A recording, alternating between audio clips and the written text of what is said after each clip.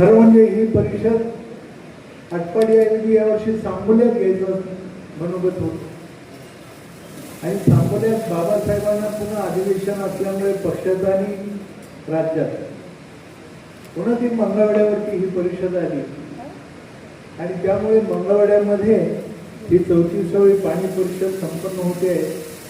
या परिषदेसाठी उपस्थित असलेले परिषदेचे निमंत्रक अण्णा गेल्यानंतर ज्यांनी निमंत्रक म्हणून आपली जबाबदारी पार पाडली ते आदरणीय वैभव काका नायकवडी. आबासाहेबांनंतर आबासाहेबाबरोबर चंद्रकांत दादा येत होते, पण खऱ्या अर्थाने आबासाहेबांच्या नंतर आबासाहेब अध्यक्ष होते, पण या चळवळीच्या या कृष्णा खोरेच्या कार्यकर्त्यांनी आबासाहेबांनंतर ती जबाबदारी माझ्यावरती सोपवली. पण आज आता डॉक्टर बाबासाहेब देशमुख हे आमदार झालेले मध्यंतरी जे आता जी चर्चा केली ना, जी काम व्हायला पाहिजे ती पोकळी होती, ते आता त्यांच्या रूपाने भरून निघालेले. कारण हे सगळे ठराव त्यांच्या माध्यमातून आता आपल्याला विधानसभेतले सर्व प्रमुखांच्या पर्यंत पोहोचवता येतील. मंगळवेढ्याच्या आमदारांनी त्याला साथ द्यायचं मान्य केलेलं आहे. आमदार रोहित दादा आज येणार, त्यांनी मान्य केलं तर म्हणून नाव टाकलं, पण त्यांचा काही नियोजित दौरा असल्यामुळे ते आज येऊ शकले नाहीत. आपण नंतर रोहित दादाला विनंती करू की बाबासाहेबांच्या बरोबर त्यांनी खांद्याला खांदा लावून आरारावांच्या नंतर ते त्यांचे वारसदार आहेत, त्याने सुद्धा यात भागीदारी स्वीकारली पाहिजे. तेवढेच तरुण आमचे मित्र आणि जर ते माझे आमदार विक्रमदादा सावंत अगदी त्यांनी सुद्धा आजी माझे हे होत राहतात, पण राजकारणात ते काही करतात आणि त्यांनी चळवळीच्या पिढ्यात त्यांनी जगमध्ये हा विस्तारित जे पाणी वाढवलेलं आहे खूप मोठे श्रेय त्यांचं. आणि मला वाटतं ते सुद्धा या पुढे ते काम मोठ्या जोमाने चालू ठेवतील, आपल्याला साथ देतील. पहिल्या परिषदेपासून आता सांगितलं वैभवकाकांनी अण्णांचं राजेंद्र अण्णांचं खूप मोठं योगदान आहे. त्यांचं भवानी हायस्कूल असेल किंवा त्यांचा तो सगळा शैक्षणिक परिवार असेल, ते आदरणीय राजेंद्र अण्णा देशमुख आता त्यांनी मगाशी भाषण केलं, ते तरुण आपले सहकारी गौरवभाऊ नायकवडी, त्याचबरोबर ज्या विविध 13 तालुक्याचे प्रतिनिधी ज्यांनी इथं मनोगत व्यक्त केलं. बाबुराव गुरव आज येऊ शकले नाहीत प्रकृतीच्या कारणास्तव. अरे Chopde sir, Balasaheb Nayakwadi, Vishwambhar Babar, advocate Subhash Patil, Sarfaraz Bagwan, Bharat Pawar, Dattajirao Jadhav, CP Gaikwad, TN Deshmukh, advocate Birappa Jadhav, Anandrao Patil, त्याचबरोबर अनिकेत देशमुख आणि कामामुळे गेलेले आपले आमदार समाधानदार अवताडे साहेब, त्या आणि त्याचबरोबर एवढ्या मोठ्या संख्येनं खरं म्हणजे आपल्यापर्यंत पत्रक पाठवलं, निमंत्रण दिलं, एवढ्या मोठ्या संख्येनं आपण या कृष्णा खोऱ्यातील 13 तालुक्यातील विशेषतः मंगळवेढा, सांगोला, जत, आटपाडी या भागातून मोठ्या प्रमाणात आलेले सारे शेतकरी बांधव, बंधू भगिनींनो,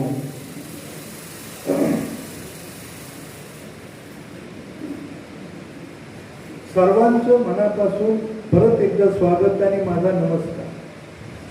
कृष्णा खोऱ्यातील दुष्काळग्रस्त तालुक्यातील शेतकरी बंधू भगिनींनो, राजा भगीरथाने गंगा पृथ्वीवर आणली हे आपणास ठाऊक आहे. म्हणूनच प्रयत्नासाठी भगीरथ प्रयत्न असं म्हणतात. आधुनिक काळात असे भगीरथ त्यांच्या प्रयत्नाने निर्माण झाले आहेत.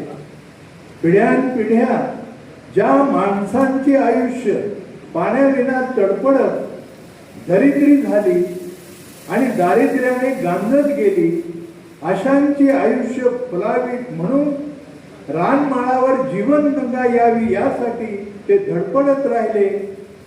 दुष्काळग्रस्तांच्या सुखासाठी पद्मभूषण क्रांतीवीर डॉक्टर नागनाथांना नायकवडी, स्वर्गीय डॉक्टर गणपतराव देशमुख साहेब, स्वर्गीय आर पाटील साहेब, स्वर्गीय साथी निळूभाऊ फुले आणि त्यांच्या सोबतीने पाणी संघर्ष चळवळीतील सर्व नेते कार्यकर्ते यांनी ही चळवळ धगधगत्या अंगारासारखी फुलवत ठेवली.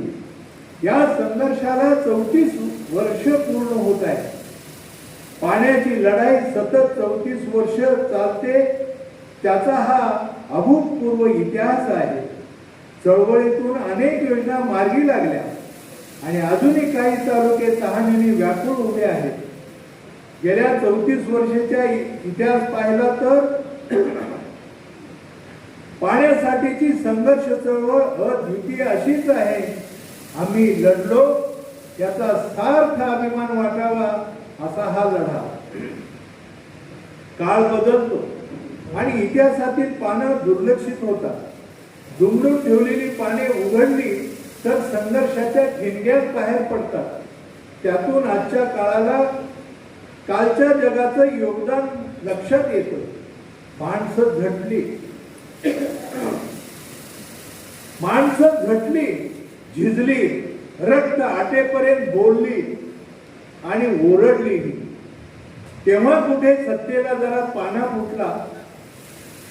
चळवळ घेऊन रस्त्यावर उभे राहिलो नसतो तर वंचितांच्या फाटक्या शिवाराकडं कुणी ढुंकूनही पाहिलं नसतं. पाणी संघर्ष चळवळीला 34 वर्ष पूर्ण होत आहे. 34वी पाणी परिषद मंगळवेढ्याला भरत आहे. निर्भयता आणि निर्धाराच्या बळावरच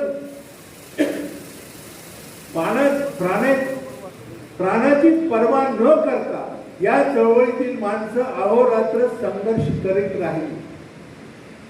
लोक जागर झाला तर संघटन उभे राहते.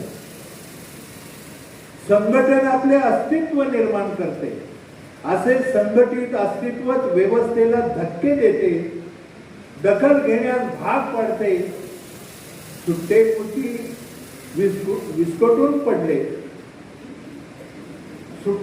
विस्कटून पडले की त्यांची माती होते. एका धाग्यात गुंफलो गेलो तर त्याची माळ होते.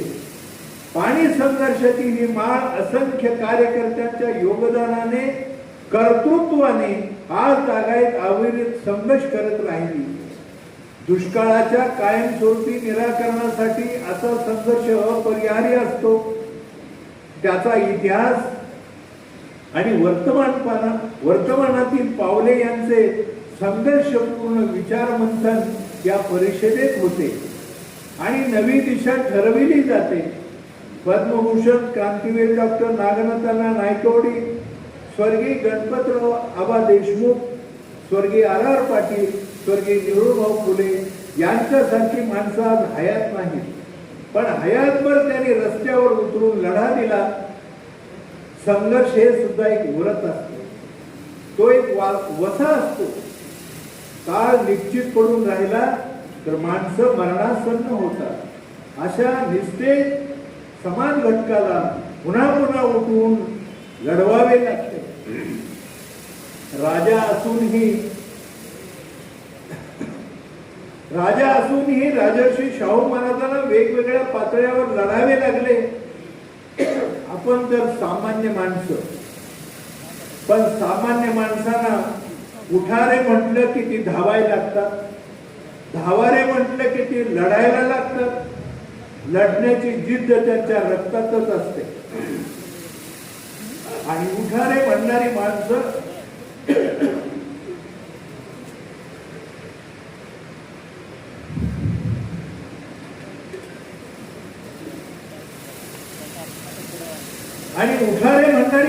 काळाच्या पडद्याआड गेलेली, परंतु इतिहास कर्तृत्वान प्रेरणाने पुकारा करीतच असतो.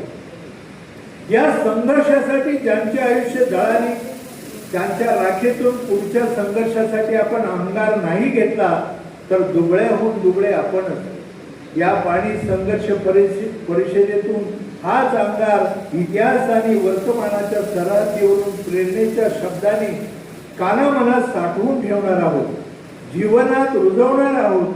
कारण अजूनही कोरड्या घशाने शिवारातली माय हंडाभर पाण्यासाठी वणवण फिरते आहे आणि शिवारातला बाप पावसासाठी मोकळ्या आभाळाकडे पाहत बसतो आहे. त्या दोघांच्या पावलातलं बळ संघर्षाच्या चळवळीत पेरण्याची हीच वेळ आहे. कारण कवी विठ्ठल वाघ म्हणतात, अमृताचे खरे नाही. एक विठ्ठल वाघ शेतकऱ्यांचा कवी आहे. अमृताचे, अमृत माहित आहे आपल्या स्वर्गात असतं, ऐकून आहे, माहित नाही. अमृताचे खरे नाही, सत्य फक्त पाणी आहे. हा आलाचा शेतकऱ्याचा कवी म्हणतो, अमृताचे खरे नाही, सत्य फक्त पाणी आहे. एवढे ज्याला कळले तो वेदांत्याहून ज्ञानी आहे. खरा वेदांची जोच, त्याला पाणीचं महत्व कळलं. आणि आज गेली 34 वर्ष अण्णांच्या आणि आबासाहेबांच्या नेतृत्वाखाली आपल्याला पाण्याचं महत्व कळलेलं आहे. म्हणून आपण सगळेजण खरे ते वेदांती आहोत, ज्याला पाण्याचं महत्व कळलेलं आहे. जलजागरासाठी जनसागर यावा, आपल्या अस्मितेचा झेंडा फडकावावा, असा तो कवी म्हणतो. यासाठी ही 34वी पाणी संघर्ष परिषद आहे. ही 34वी पाणी संघर्ष परिषद मंगळवेढ्यात होत आहे. परीक्षेत पास व्हायला 100 पैकी 35 गुण लागतात. म्हणजे पेपर कुठलाही दिला 100 पैकी 35 गुण लागतात. म्हणून 35वी पाणी परिषद अण्णा सगळ्यांच्या मध्ये आता आटपाडीला होणार आहे आणि आपल्या भवानी हायस्कूलच्या मैदानावरती होणार आहे. आणि पुढची ही पाणी परिषद खूपच दिव्य भव्य आपण सगळेजण मिळून करणार आहोत. म्हणून 35वी पाणी परिषद आटपाडीला व्हावी ही सर्वांची अपेक्षा आहे. आपली चळवळ पास होण्यासाठी व्यासपीठावरील सर्व मान्यवरांनी, म्हणजे जे विद्यमान आमदार आहेत, जे माजी आमदार आहेत आणि जे चळवळीतील सर्व मान्यवर कार्यकर्ते आहेत, या सगळ्यांनी प्रयत्न करून चळवळीत पास व्हावे ही अपेक्षा. कारण पेपर खूप अवघड आहे आपल्याकडे. थोडक्यात सांगतो किती अवघड आहे. राज्यात सद्यस्थितीत 244 बांधकामाधीन सिंचन प्रकल्प पूर्ण करण्यासाठी 244 प्रकल्प आहेत. म्हणजे सध्या चालू असेल, बांधकामाधीन आहे. त्याच्यासाठी 1.65 लाख कोटी रुपयाची गरज आहे.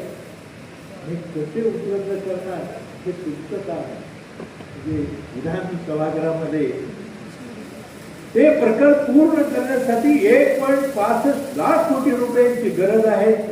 आणखी कुठले प्रश्न आहेत?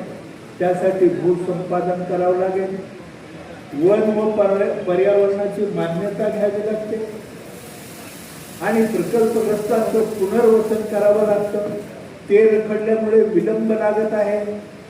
उदाहरण द्यायचं झालं तर एक जो ठराव मी मांडणार आहे, मंगळवेढा उपसा सिंचन योजना, त्याच्या